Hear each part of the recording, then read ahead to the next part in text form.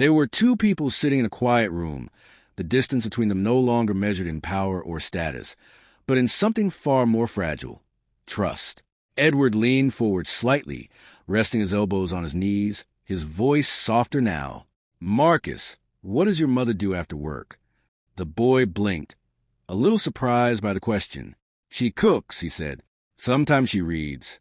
Mostly she sleeps because she's tired." Edward nodded slowly, absorbing that. "And what do you do?" "I read, too," Marcus replied. "And I help her, with groceries and cleaning sometimes." There was no pride in his voice, no complaint either, just fact. Edward studied him for a moment. The steady eyes, the careful words, the quiet strength that didn't belong to a child who should still be worrying about school and games.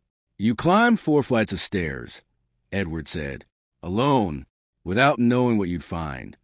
Marcus shrugged slightly. "I thought, if I didn't come and something happened," he hesitated, "then I'd always know I could have stopped it." The words hung in the air. Edward exhaled slowly. In boardrooms, men spoke endlessly about risk, strategy, leverage. But this was something else entirely. This was courage without calculation. A soft vibration broke the silence. Edward's phone. He picked it up, glanced at the screen. "Howard," he answered immediately. "Yes." Howard's voice was calm, but sharper now. "I've walked the catering hallway, pulled the camera feeds from 38 and the private elevator." A pause. "I found him." Edward's grip tightened slightly on the phone. "Alive?" he asked. "Yes," Howard said. "Still in the building." Marcus sat up straighter on the sofa, watching Edward's face. "Who is he?" Edward asked quietly. Another pause, longer this time. When Howard spoke again, his voice had changed, just enough to matter. "He's not catering staff." Edward's eyes narrowed. "He's on your executive access list." Silence. Heavy. Immediate. Edward stood slowly. "That's not possible," he said. "I checked twice," Howard replied. "Card access logs don't lie. He's been on this floor before. Multiple times." Edward's mind began moving fast now, assembling names, faces, meetings. "Name," he said. Howard didn't answer right away. When he did, it landed like a blade. "Daniel Cross." Edward froze. Marcus could see it. The first real crack in the man since he had walked into the room. "Daniel works directly under your CFO." Howard continued. "Senior operations analyst. Clean record. Trusted." Edward let out a slow breath. "Trusted," he repeated quietly. Marcus frowned slightly. "You know him?" the boy asked. Edward looked at him. "Yes," he said. "I do." And that was the problem. A few seconds passed before Edward spoke again into the phone. "Where is he now?" "Trying to leave," Howard said. "He badged into the south elevator 2 minutes ago. I've got someone slowing that car between floors." Edward's voice hardened. "Do not let him leave the building." "He won't," Howard replied. "But there's something else." Edward closed his eyes briefly. "What?" "The lab won't be necessary," Howard said. "I ran a field strip test from a kid in my car." Another pause. Edward's jaw tightened. "And," he asked. "It's poison," Howard said. "Fast-acting. Cardiac." Marcus's fingers tightened around the empty bottle beside him. Edward didn't speak for a moment. Then, "Bring him to me." Edward. "Bring him to me." A beat. Understood. The line went dead. Edward lowered the phone slowly. The room felt different now. Smaller. Heavier. Marcus watched him carefully. "Is he the man?" the boy asked. Edward looked at him. "No," he said quietly. "He's just the one who carried the cup." Marcus frowned. "What do you mean?" Edward walked back toward the window, staring out at the river again, but not really seeing it. "It means," he said, voice low, "someone else told him to do it." Marcus swallowed. "The person who wants to hurt you?" Edward nodded once.